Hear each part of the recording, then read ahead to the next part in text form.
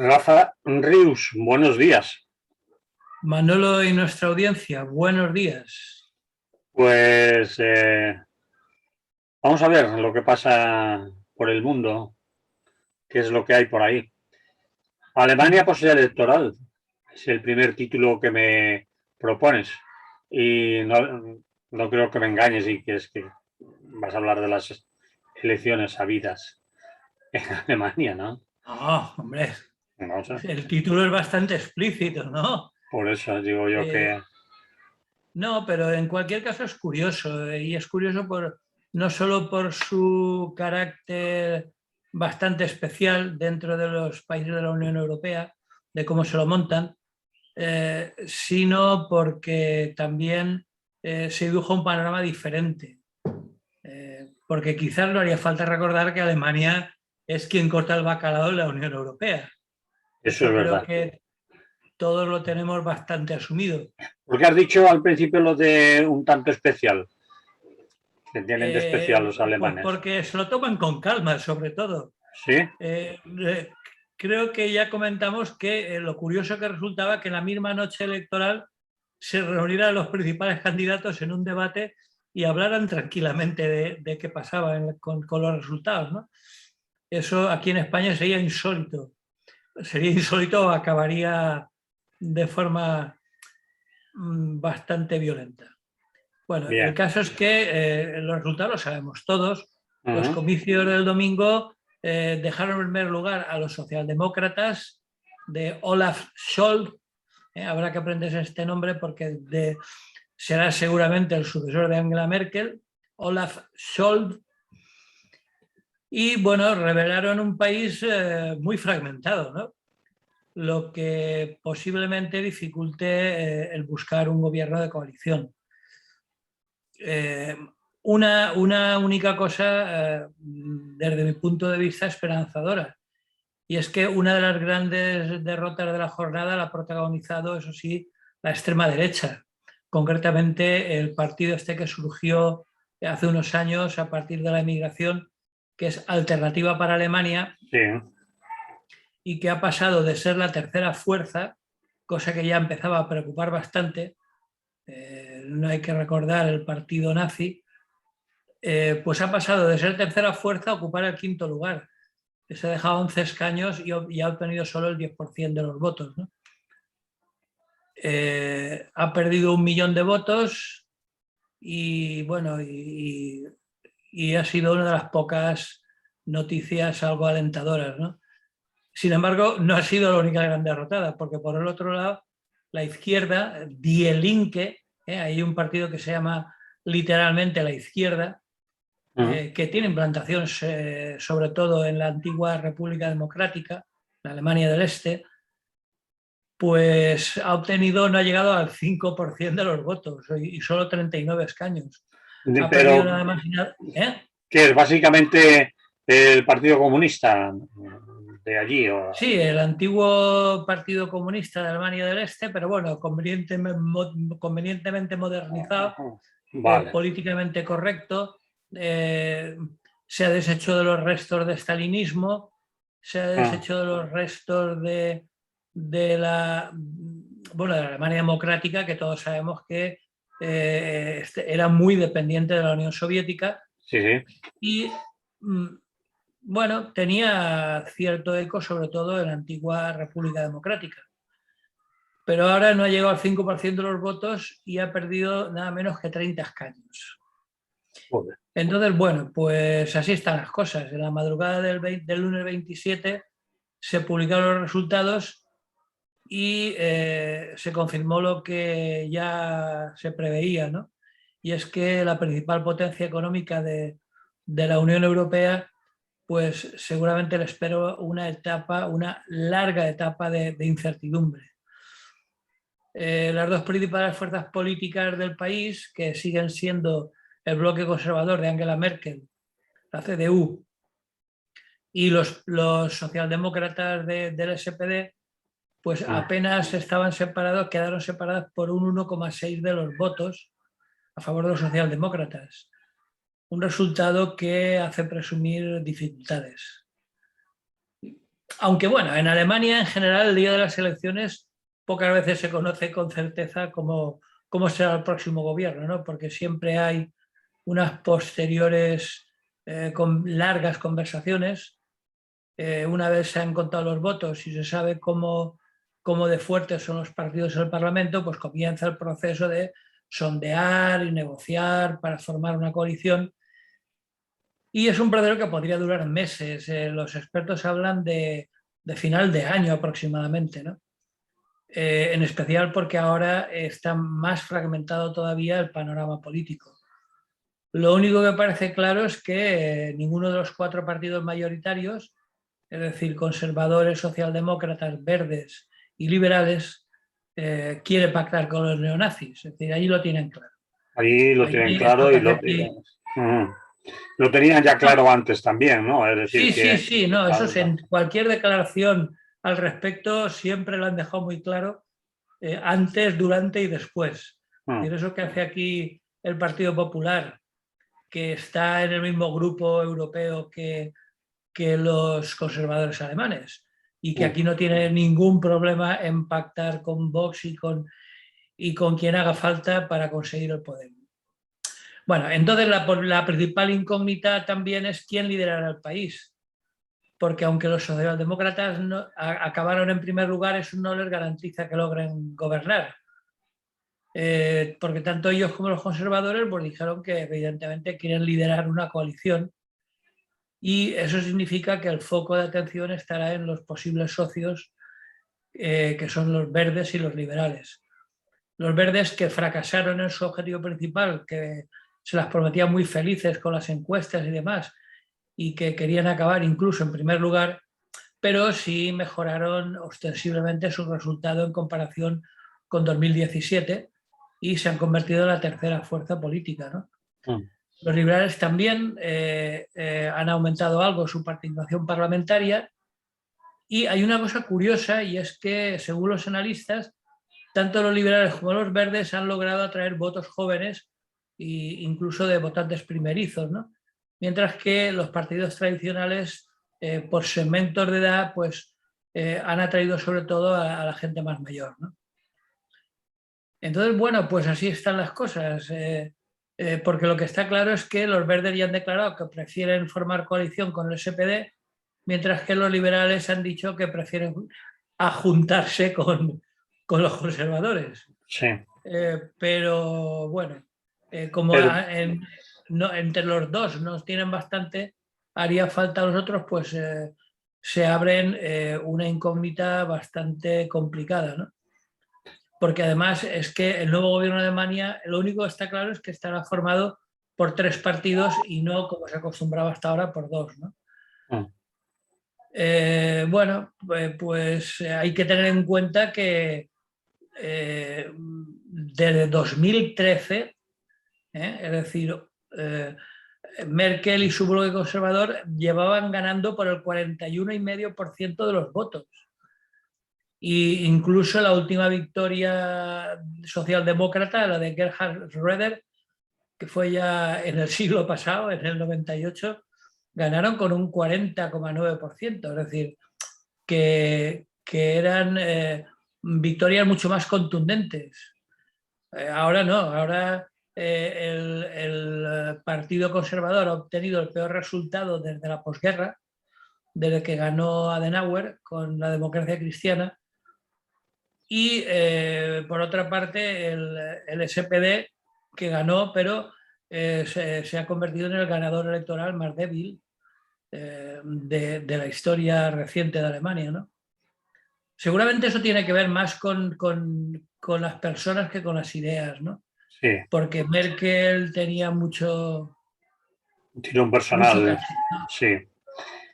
Bueno, yo creo que la coalición que va a gobernar, visto desde aquí y lo que sabemos hasta ahora, declaraciones que han hecho y lo que hemos visto, es que es decir, el bloque que se conoce como la coalición semáforo, es decir, el SPD, junto con liberales y con verdes, se le ve con más posibilidades, puesto que los propios de la CDU de Merkel están por una travesía del desierto para reconstruir el país, porque su líder no les gusta mucho, incluso dentro de la propia CDU, ¿no?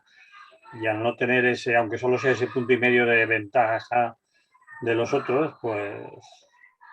Y la Hombre, lo que está propia... claro es que la sombra de Merkel es muy alargada y que el actual líder conservador, aparte de que parece ser que ha tenido algunos deslices en los últimos tiempos, Sí, pues no tiene el predicamento entre los suyos que que tenía tiene Merkel. La Merkel, bueno, incluso en los últimos tiempos todavía conservaba su prestigio cuando ya estaba claro que no se iba a presentar, ¿no? Mm. Hay que tener en cuenta una cosa curiosa, y es que hay una generación entera de alemanes que solo conoce a Merkel como canciller. Es decir, que era una figura que ha marcado época, ¿no? Y por lo tanto, pues el actual candidato, estoy de acuerdo contigo, que posiblemente prefieran una travesía del desierto que se llama para ver si consiguen un líder más creíble, ¿no? Muy bien, pues no sé si quieres añadir algo más o si no, No, lo dejamos. simplemente pues eso, que según los que dicen saber del tema, pues allá para final de año es posible que se haya despejado la incógnita, ¿no? Sí. Bueno, a lo mejor la Y incógnita la despejan antes, pero después de la formación de gobierno y todos los para arriba, para abajo, quién se pone, quién se quita, pues dicen no, vamos, la que investidura se lo toman con tiempo, ¿no? no se prevé hasta dentro de 2 o 3 meses. Sí, sí, eso es. Y para acabar, una noticia curiosa y que yo la relacionaría incluso con España. El mismo día de las elecciones, es decir, el domingo, se hizo un Bueno, referéndum en Berlín, sí, en la ciudad de Berlín, en la capital, para votar la socialización, ellos le llaman allí socialización, de 280.000 viviendas, nada menos, y convertirlas en alquiler social en una ciudad en la que aproximadamente el 80% de las personas viven de alquiler.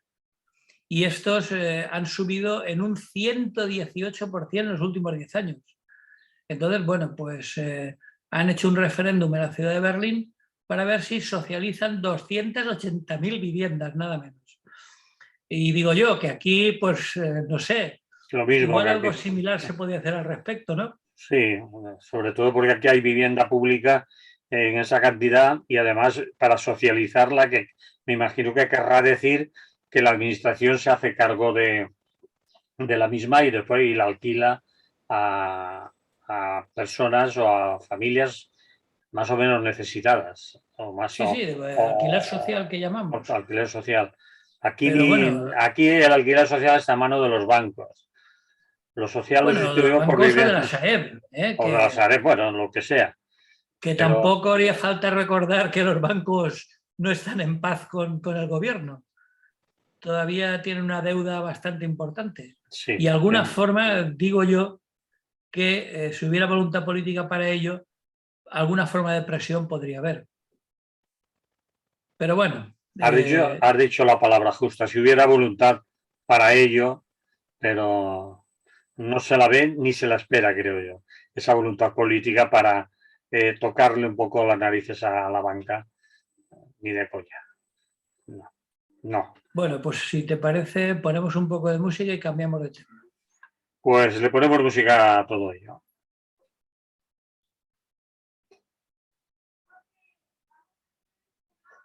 Vamos con otra historia, Rafa. La justicia europea da la razón a los saharauis o a las saharauis o a todos juntos.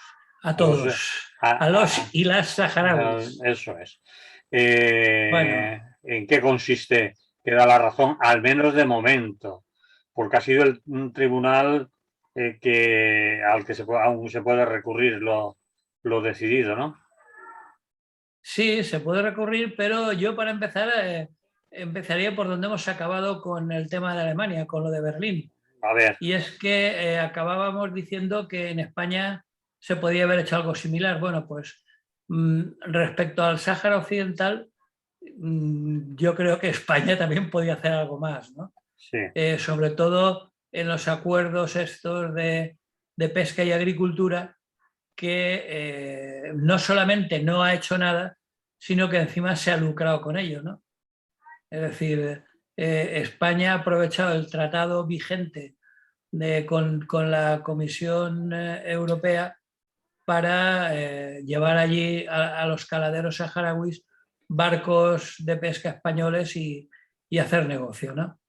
Es decir, que no solamente no han hecho nada en favor de los saharauis, sino que encima se han aprovechado de expoliar su banco pesquero, ¿no?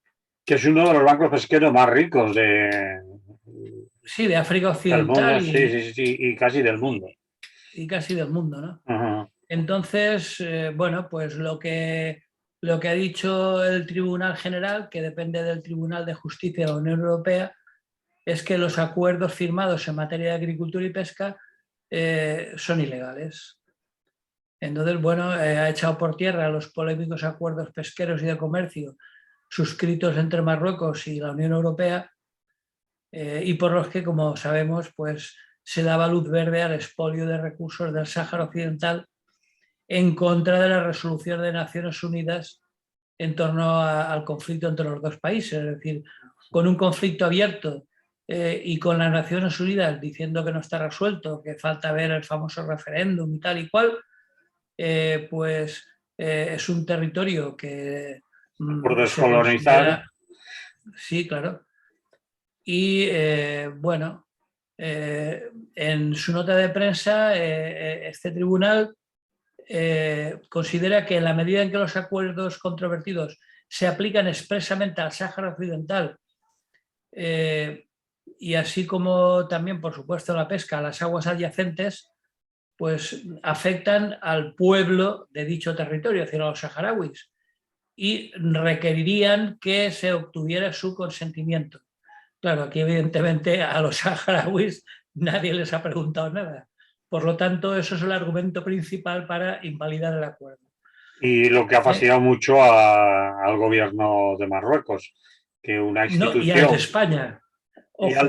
al de España también, pero sobre todo Marruecos ha visto que ya no son tribunales españoles, ni partidos políticos españoles, ni Spain, ni un país u otro, sino que es un tribunal de carácter europeo el que reconoce la soberanía del Sáhara, del pueblo saharaui, sobre unas aguas territoriales que hasta ahora Marruecos consideraba suyas.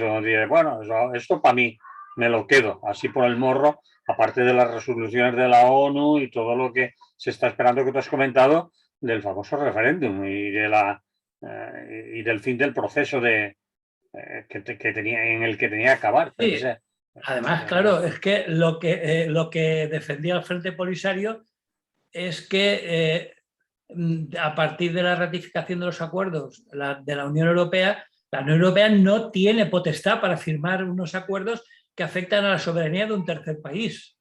Es decir, ¿quién es la Unión Europea para aceptar el acuerdo con Marruecos cuando a quien afecta es a la República Saharaui, ¿no?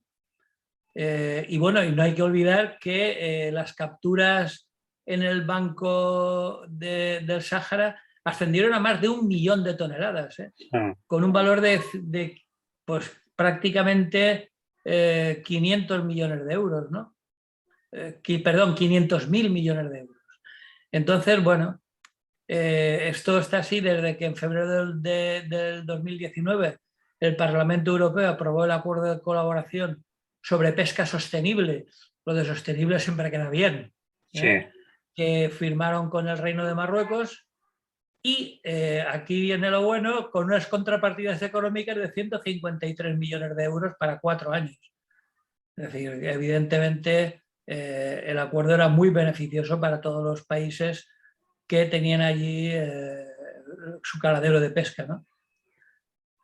Así que, bueno, el desacuerdo se había firmado en contra del propio Tribunal de Justicia de la Unión Europea, que ya había concluido un año antes que los acuerdos de la Unión Europea con Marruecos no se podían extender al territorio del Sáhara Occidental.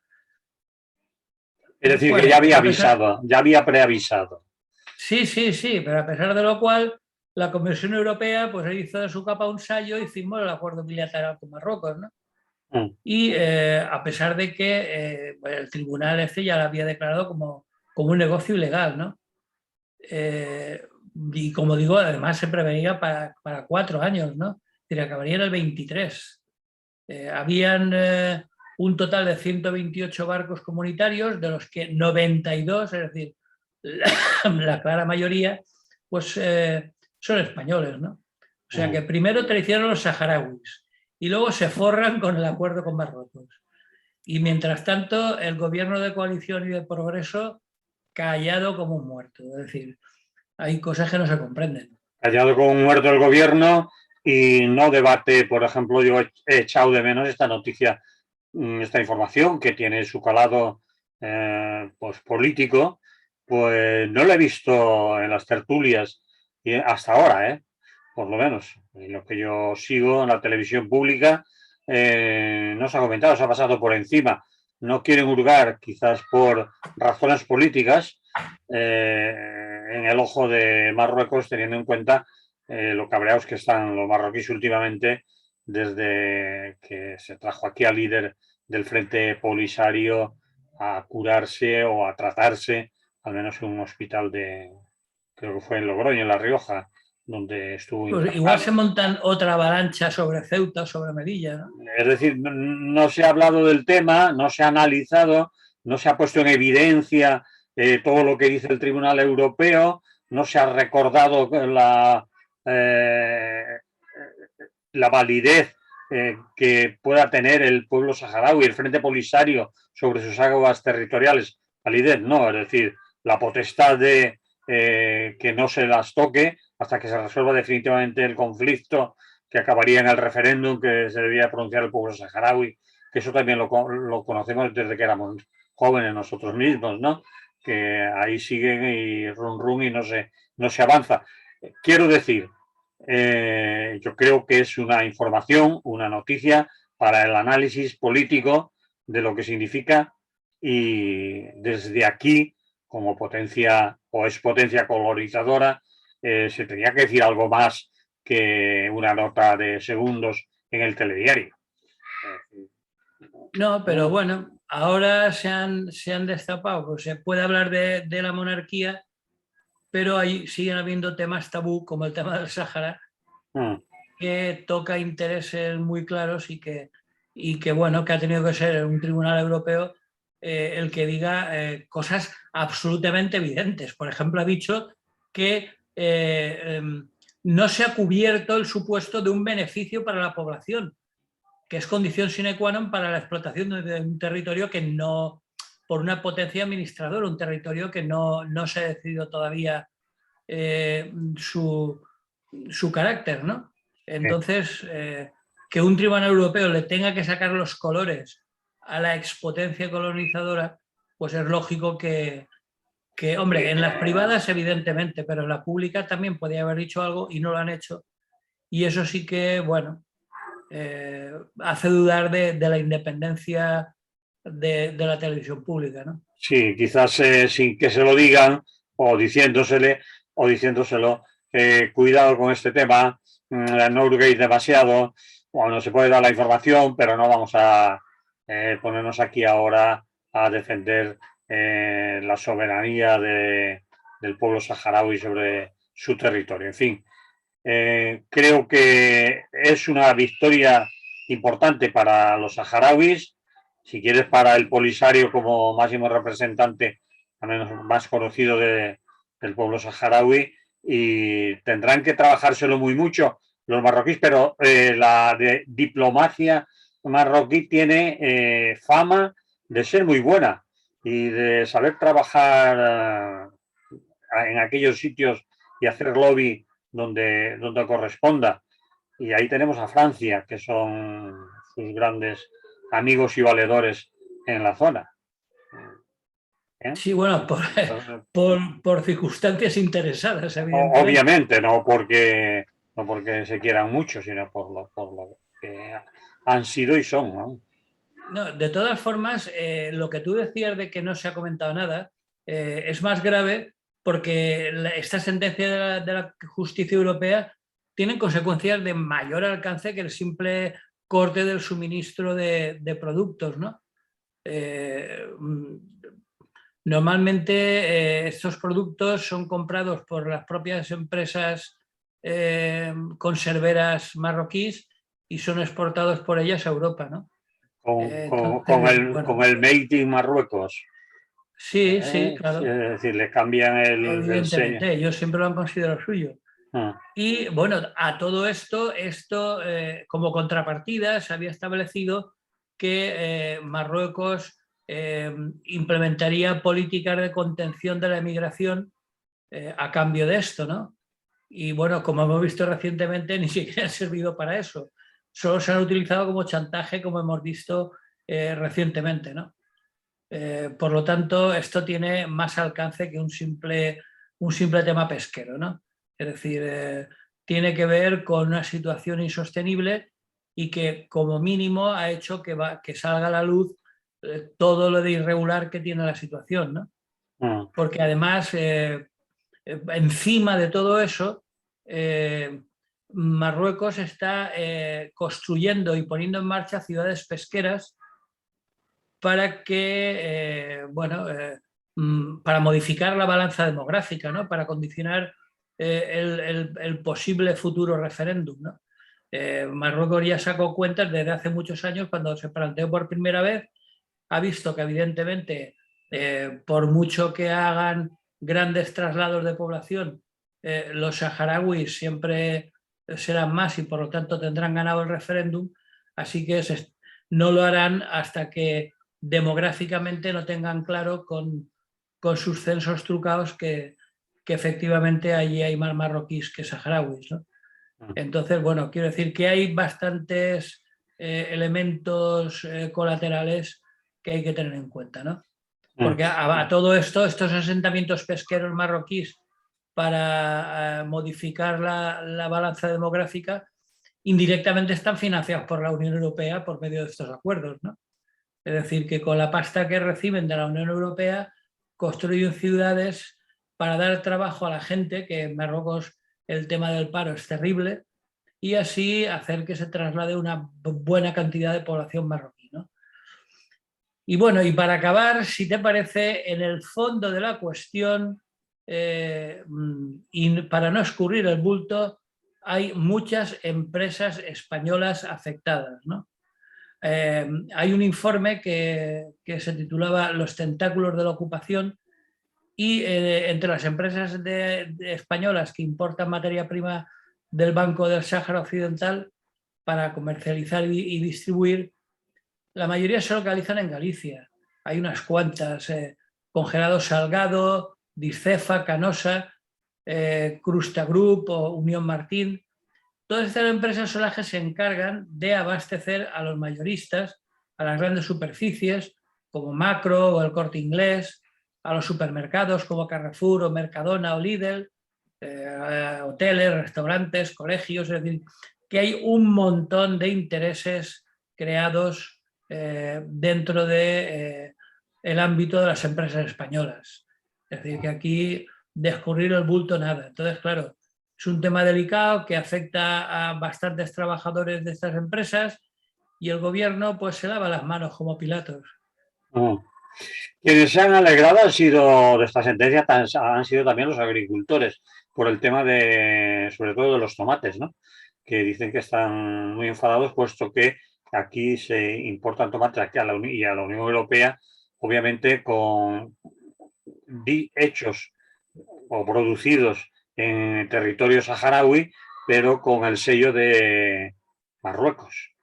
Con el sello de Marruecos pueden venir y hacen una competencia desleal, entre comillas, porque son a un precio mucho menor.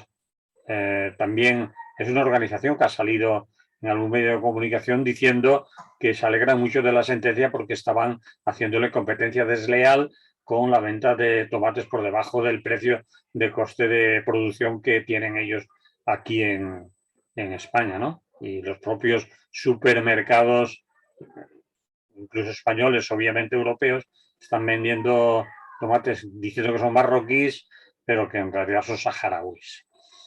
En fin, y esas No, empresas... claro, pero No, no, no, que todo lo que se produce en el Sáhara lleva el sello de Marruecos, ellos lo sí, tienen claro que es suyo. sí.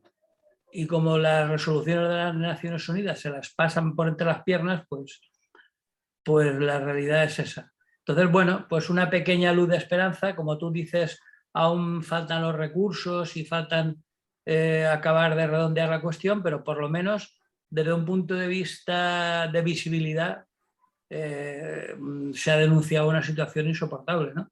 Lo cual no está mal. Y si encima acaban consiguiendo que se rompa ese acuerdo entre la Unión Europea y Marruecos, pues mejor que mejor. Esperemos que así sea. Muy bien, pues vamos a ponerle un poco de música también aquí, ¿vale? Vale. Y vamos a terminar el último tramo del programa con la famosa miscelánea de noticias. Eso queda muy bien. Así yo Sí, además no tengo que hay esforzarme. noticias que son importantes, pero que pueden ser tratadas de una forma más breve, ¿no? Pero no por ello porque sean menos importantes. La primera que me he encontrado dando un paseo por las redes ha sido una noticia terrible. En Guayaquil, en Ecuador, ha habido un motín en la cárcel, perdón, en la cárcel no. Ellos lo llaman oficialmente, tienen un eufemismo muy bonito, que es Centro de Privatización de Libertad. Que eso queda muy bien. Bueno, pues además de privación de libertad, hay una corrupción terrible entre los funcionarios Sí. y, bueno, en el interior las armas de fuego y las armas blancas funcionan y circulan con toda libertad. Con lo cual ha habido un enfrentamiento entre bandas rivales y se han producido 116 muertos y decenas de heridos. La cifra de fallecidos ha sido ya confirmada por el presidente Guillermo Lasso y bueno, están intentando evaluar la situación, pero tiene poco que evaluar porque además ni siquiera está claro que esté totalmente controlado el motín, ¿no? A todo esto, este es el tercer motín que llevamos en una cárcel de Ecuador en lo que va de 2021, ¿no? ¿Y los motivos, Rafa? ¿Por qué dice, o al menos por qué manifiestan, o por qué se cree, por qué son los motines, aunque no lo imaginamos, ¿no? Hombre, hay tres causas fundamentales. Aparte de los malos rollos existentes en una situación tan terrible, si hemos visto algunos reportajes por la tele, sabemos el hacinamiento que se gasta en las cárceles latinoamericanas en general, ¿no? Entonces, lo principal es, como decía al principio, la corrupción de los funcionarios, que evidentemente esas bandas controlan, entre otras cosas, el tráfico de armas y el tráfico de estupefacientes. Y los funcionarios pues también sacarán partido de ello, ¿no? Bueno, sacarán, no, sacan. Parece ser que está más que demostrado. Luego, otra cosa incomprensible que también comentaba es cómo es posible que circule con esa facilidad el armamento dentro de las cárceles, ¿no? Es decir, si aquí se tienen que dedicar a la artesanía y fabricar pinchos con las cosas más inverosímiles, allí parece que tienen a la carta, ¿no? Lo que quieran, ¿no? El tipo de arma que quieran. Y por último, pero no en último lugar, como decía que hemos visto en algunos reportajes televisivos, el hacinamiento. Es decir, están amontonados. Si aquí muchas veces protestamos porque las cárceles tienen un número de internos superior al previsto, pues allí ya no es que sea superior, allí es que están amontonados unos encima de otros y para buscarte un rincón donde dormir te las ves y te las deseas, ¿no? Entonces, bueno, concretamente he estado leyendo un informe de una tal Silvana Tapia, que es una investigadora y activista ecuatoriana de una organización que se llama Alianza contra las Cárceles y que ha declarado que episodios como el de Guayaquil no son gratuitos, no ocurren sin una larga historia detrás y sobre todo, y esto es muy fuerte y lo he dicho claramente, esto no ocurre sin la participación del Estado. Es decir, la cosa es fuertecita. Y bueno, por supuesto, dentro de ese informe, como decía, pues se cuestiona seriamente el origen del armamento que se está utilizando, ¿no? Es decir, que habrá que ver de dónde ha salido, ¿no? Y, por supuesto, el hacinamiento, ¿no? Es decir, todas las prisiones están muy por encima de su capacidad y, por supuesto, no permiten la vida en unas condiciones mínimamente dignas. Entonces, bueno, me parecía interesante recordar algo que no ponemos de manifiesto todo lo que sería necesario, que es la indignidad de las prisiones. Es decir, no solo en Ecuador, por supuesto, algún día habrá que hablar de lo que pasa en España, que tampoco está muy claro. Entonces, pues recordar a los compañeros presos y denunciar la situación, ¿no? Muy bien.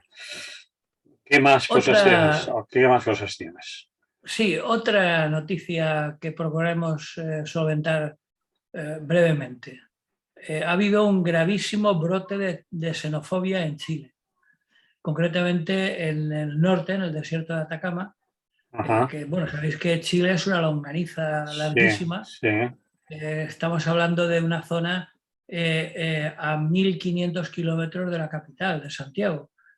Y es una zona que se hizo famoso, los más viejos del lugar recordamos la cantata de Iquique, sí, ¿te acuerdas? sí. Bueno, pues ha sido en Iquique. Los compañeros ciudadanos de Iquique ahora les ha dado por la xenofobia. Ha habido una movilización contra la llegada de inmigrantes este sábado pasado que terminó con la quema de pertenencias y las carpas y tiendas de campaña donde se alojaban estas personas, ¿no? La manifestación tenía un lema muy claro: no más migrantes. Hay que ver que cuando hablamos de migraciones no solamente se producen hacia el norte, ¿no? Hace una semana comentábamos la situación de la frontera de Texas y los migrantes haitianos. Bueno, pues ahora habría que hablar de las fronteras sur de los países que peor están. Sabemos que Chile, hombre, no es que esté como para echar cohetes, pero tiene unas condiciones de vida algo más dignas. La zona norte del desierto de Atacama es una zona bastante rica, tiene un salar muy importante con producción de litio, tiene cobre, tiene, en fin, algunas condiciones de vida algo mejores.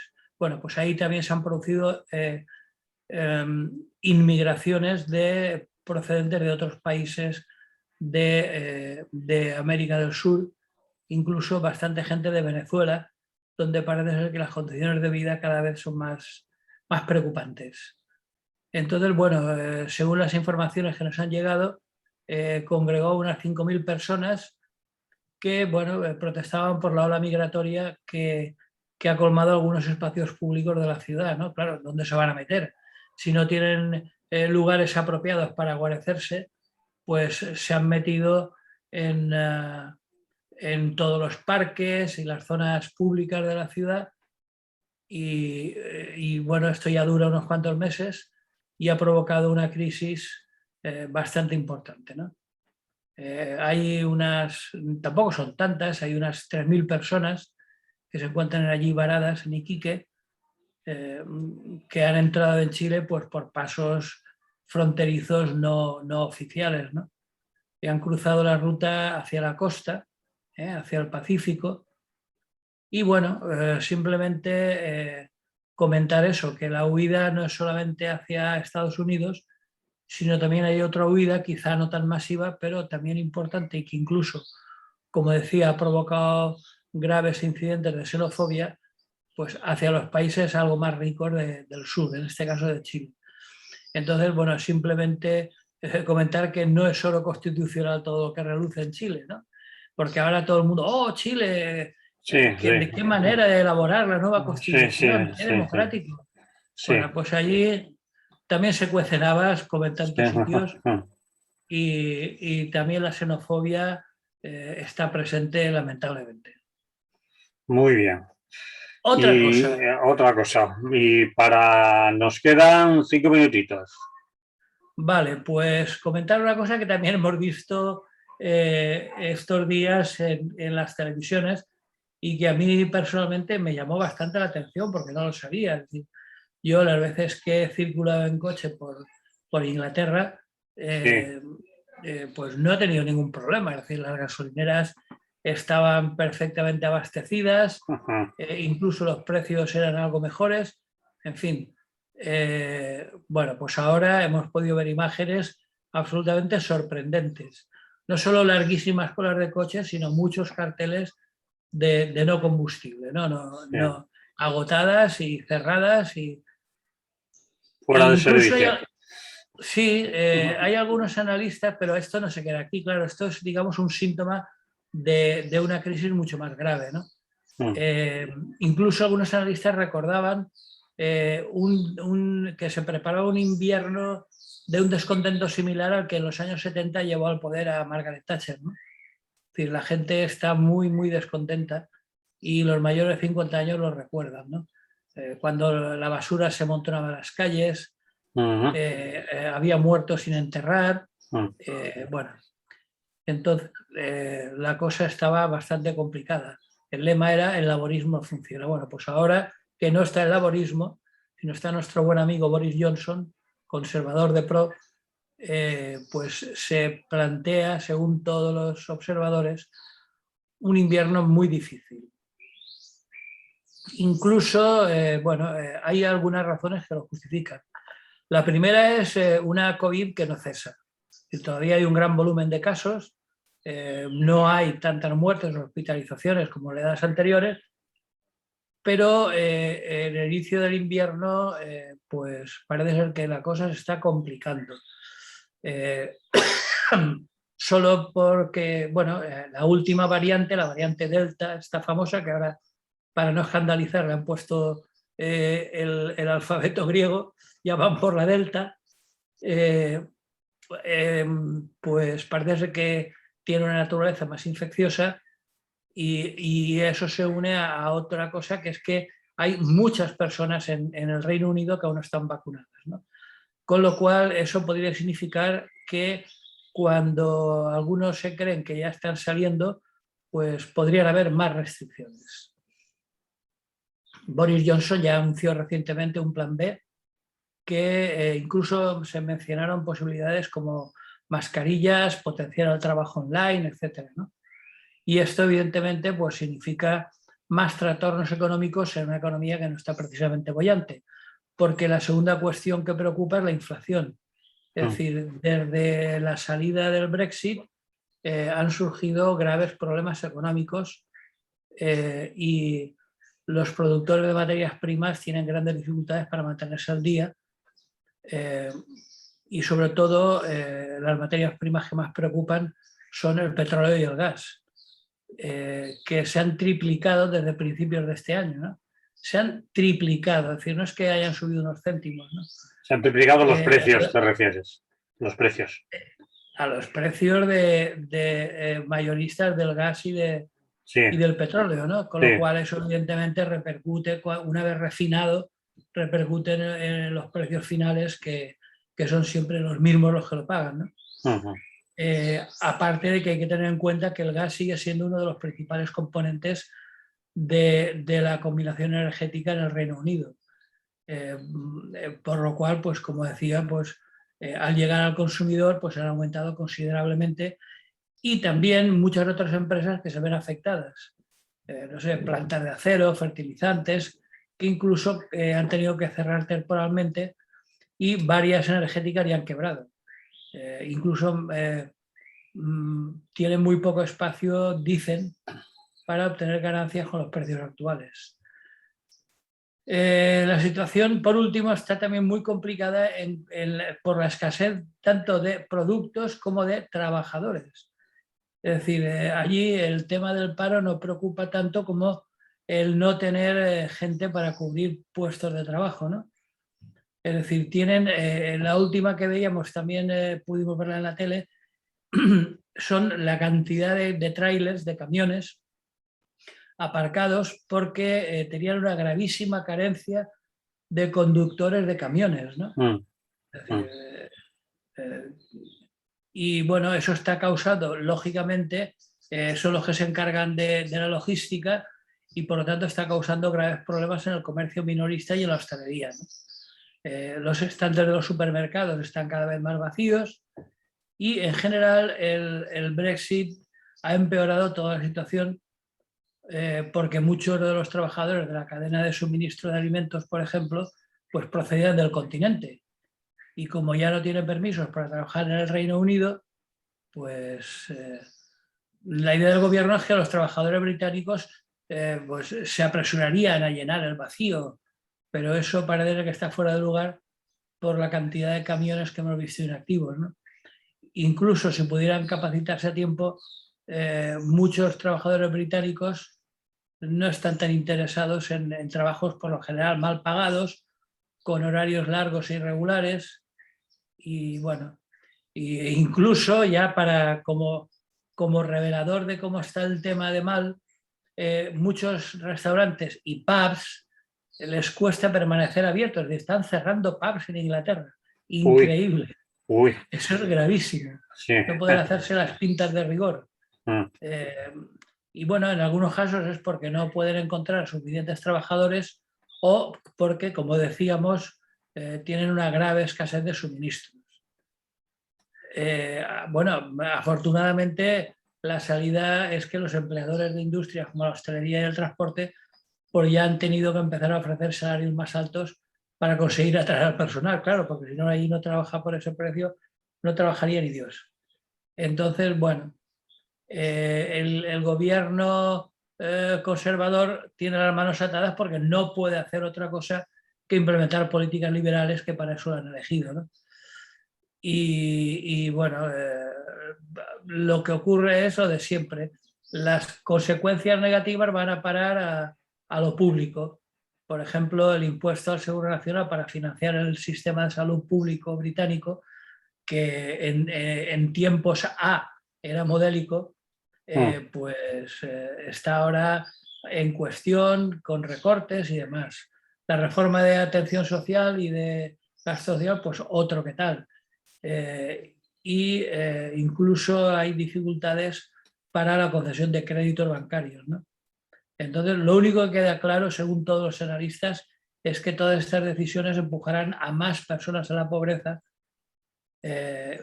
porque incluso, como decía, el gasto social ha disminuido, y se ha puesto fin al programa de ayudas a las personas precarias, etc. Entonces, bueno, pues Boris Johnson ya ha anunciado aumentos de impuestos para las empresas a partir de 2023, eso sí, es decir. Pero, como siempre, los multimillonarios, los llamados súper ricos, parece que, como siempre, han escapado en su mayor parte ilesos. Vale. Entonces, bueno, pues eso es lo que había en Inglaterra, y de todas formas habría que permanecer atento porque, como en el caso de Alemania, Inglaterra es otro país muy potente económicamente y que las consecuencias del Brexit, el Brexit tiene una sombra muy alargada y las consecuencias todavía las veremos en un futuro inmediato. Muy bien, ¿terminamos así entonces? Sí, si no tienes nada más que comentar, no tienes ninguna noticia. No, no porque no nos queda tan poco tiempo, Rafa. Vale, Si no, pues entonces lo dejamos. nos van a echar los cimbres de aquí. Después nos quedamos con la palabra en la boca. Bueno, una última cosa que también era esperable, que también comenté la semana pasada, brevísimamente. Como era de esperar, en Estados Unidos los republicanos del Senado han bloqueado la iniciativa demócrata para elevar el límite de la deuda, lo que pone en riesgo generar un impago de la deuda estadounidense, que eso sería la primera vez en la historia que se produce, que Estados Unidos no pueda pagar la deuda, eso sería increíble, y que, como decíamos ya la semana pasada, pues lamentablemente va a afectar a todo el mundo mundial. En fin, lamento tener que acabar de una forma un tanto pesimista, pero como tú dirías, es lo que hay. Es lo que hay. Es lo que hay. Muy bien, Rafa, pues la semana que viene nos oímos, ¿te parece? Me parece muy bien. Salud y buen día. Salud. Bien, Rafita, a la radio nos hemos ido. Y ahora Molt bé, pues vámonos también de la tele. vámonos de la tele también.